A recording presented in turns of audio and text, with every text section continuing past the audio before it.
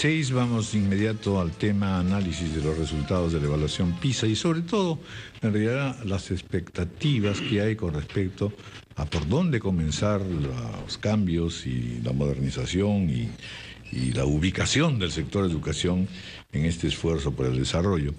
Y están con nosotros tres especialistas, Ricardo Cuenca, investigador del Instituto de Estudios Peruanos, María Pía Chirinos Montalbetti, vicerrectora de Investigación y Ordenación Académica de la Universidad de Piura, en Educación, licenciada en Educación, doctora en Filosofía por la Universidad de Navarra, y el profesor Jamer Villena, secretario general del SUTEP.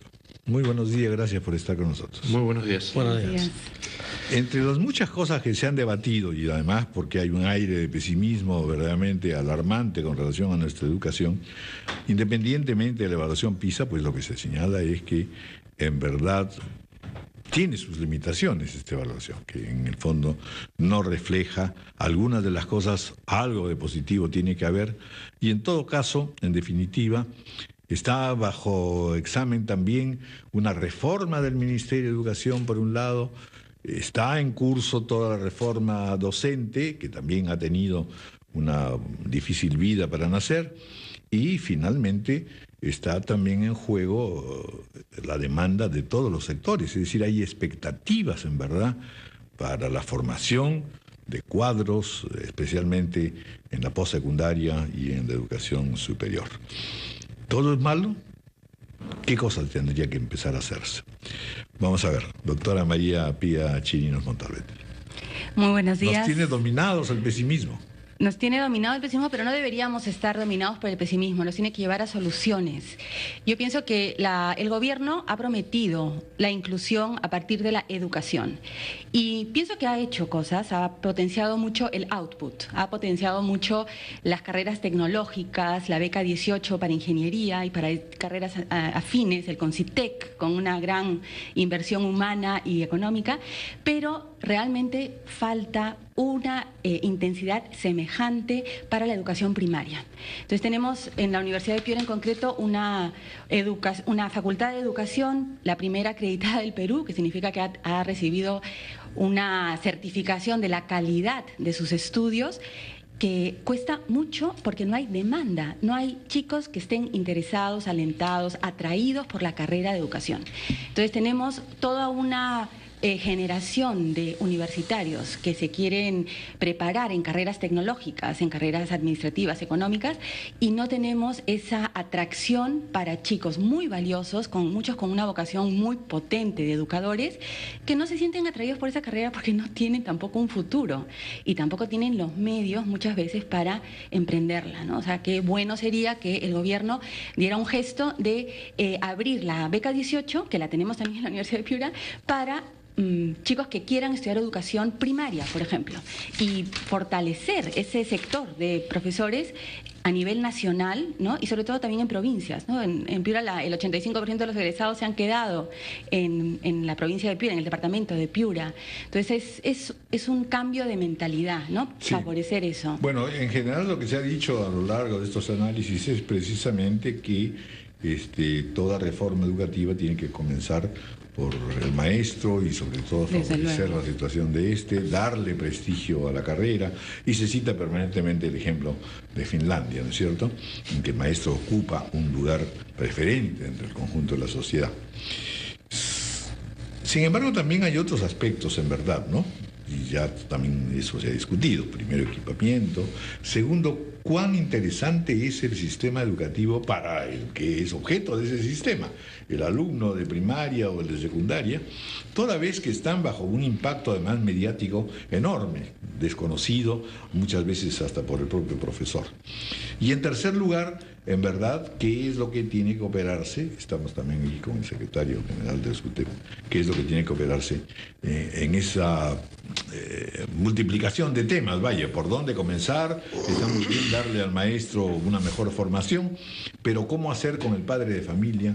¿Cómo hacer con motivarlo al estudiante, atraerlo al estudiante? Ricardo Cuenca, bienvenido. Muchas gracias. A ver, la desazón que ha ido pasando en estas semanas tiene que ver con las dos formas en las que PISA ofrece resultados. Una, que es la del ranking, que es la que nos coloca en el último lugar y que nos ha servido para latigarnos un poco, que de verdad no ayuda mucho ni a las reformas ni a las decisiones que se tienen que tomar. De hecho, los rankings... Salvo sobresaltarnos, porque los rankings son lo que vende PISA, digamos. Es decir, claro, todo el mundo está esperando ese ranking. De todas formas, es una llamada de atención. Sí, pero más profunda llamada de atención, don Raúl, es aquello que está acá dentro, en el informe, ¿no es cierto? Cuando uno revisa el informe encuentra información muy interesante, una de ellas a la que ha hecho usted referencia, que tiene que ver con las familias. Una vez más, este informe da de evidencia que hay una correlación directa entre el nivel socioeconómico del país y el nivel socioeconómico de las familias y los resultados en este tipo de pruebas, que tampoco miden toda la calidad educativa, como sabemos, sino que es una mirada, es el foco puesto en un momento de una estructura de aprendizaje, de conocimientos. Entonces, es muy importante tener esto en cuenta, porque ahora que escuchábamos al ministro Merino, está claro que la fórmula de crecimiento económico sin educación no lleva a nada, ¿no es cierto? En realidad no hay crecimiento económico a la postre. A la larga, es decir, vamos a poder seguir extrayendo, vamos a modernizar Petroperú, vamos a tener un poco más de petróleo, pero si no hay capacidad humana para sostener ese crecimiento, no. Y eso está demostrado en este examen. Entonces, eso supone no solo tener más inversión del PBI, todavía alcanzamos casi el 3%, el compromiso mágico es llegar a 6, aunque tampoco hay mucha evidencia de por qué 6 y no 5 u 8, pero bueno, ese fue el compromiso. Pero también tratar de darnos cuenta que hay un conjunto de condiciones socioeconómicas muy fuertes y muy presentes que deberían empezar a tomarse en cuenta a la hora de pensar unas reformas educativas. Yo solo quiero decir muy rápido que este PISA, finalmente, lo que evalúa son unas trayectorias escolares, no evalúa un currículo, no evalúa un gobierno en particular, evalúa trayectorias escolares. Y si uno hace una comparación, yo anoche estuve tratando de hacer el ejercicio de ver qué pasaba con los resultados de la ESE, ¿no es cierto?, la prueba nacional que se toma en el país a niños de segundo de primaria respecto de lo que sucede en los 15, no para comparar, porque técnicamente no es posible, sino para tratar de buscar un horizonte. Mi hipótesis, que además la he dicho varias veces, es que desde el 94 que se inició una reforma educativa en el Perú, a algunos no les gusta la palabra reforma para referirse a lo que se hizo en esa época, pero hay argumentos para decir que sí, hasta al final, por lo menos del gobierno del presidente García, el mismo modelo de reforma se mantuvo, con más o menos diferencias, con algunos énfasis en particular. Y entonces lo que esto debería cuestionarnos es si ese modelo de reforma, si esas hipótesis que hay detrás de ese modelo de reforma son las válidas o no. Y más allá de cuestiones puntuales que podríamos conversar en cualquier momento. Sí. Bueno, vamos a hacer una pausa, me dicen, y escucharemos también el punto de vista ya del SUTEP, que es uno de los señalados como dificultoso para la implementación del cambio educativo, no obstante que en efecto también en ese sentido hay un intenso trabajo y una discusión permanente. Hacemos una pausa.